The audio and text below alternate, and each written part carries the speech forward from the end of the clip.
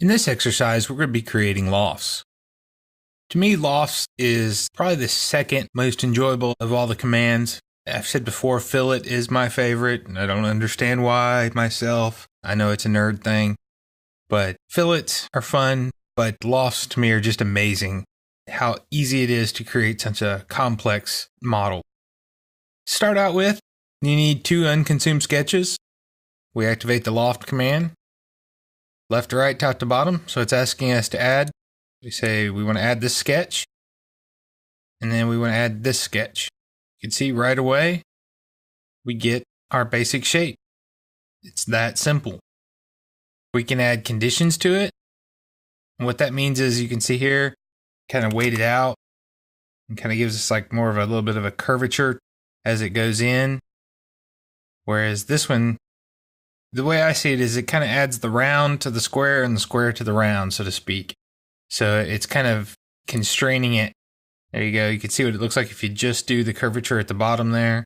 So it kind of sucks it in on this one, and this one it kind of flumps it out. So they kind of counteract each other, so you probably wouldn't want to do both of them. You see this kind of shape a lot in HVAC units. You know, different types of air handling where you're going from a square to round. Sometimes in some specialized plumbing type things where you'll be going to like a square trough to a round pipe, see a square to round. But you can also use it for a million other things, consumer parts and things like that. The other option you have with loft, I just picked 2 squares there, it doesn't really matter, I guess. And I could say a rail. What this will allow you to do is create this nice architecture rounded shape. This gives us a very pretty or artistic type shape that we could add in some kind of architecture type work. If we were doing some kind of creative signage or something like that, you can get some very wild and crazy shapes out of this.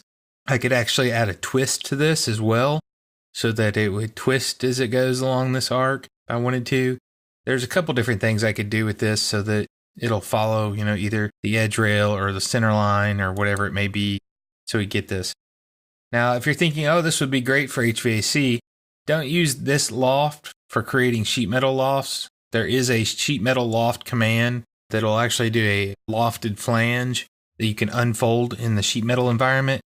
Due to time, I'm not going to cover it in this course, but if you do want to create something you want to unfold, use the sheet metal loft. It works basically the same way. It just adds a hole to it so that it can unfold, and it'll do just the thickness of the sheet metal instead of doing a solid.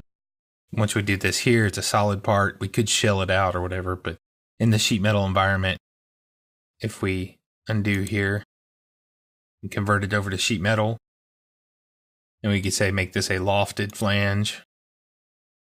You could see there how it's wanting to give us that lofted flange look. So now you can unfold this using the sheet metal. The other option you have with the lofts is it doesn't necessarily just have to be 2 profiles. It can go from a 6-sided polygon to a 10-sided to a round, back to a 6-sided, and get this very interesting shape. See here, Inventor's trying to smooth it out because it's round here and has sharp edges here. It also has a different number of edges, so it's trying to figure out how to bring in those extra 2 edges.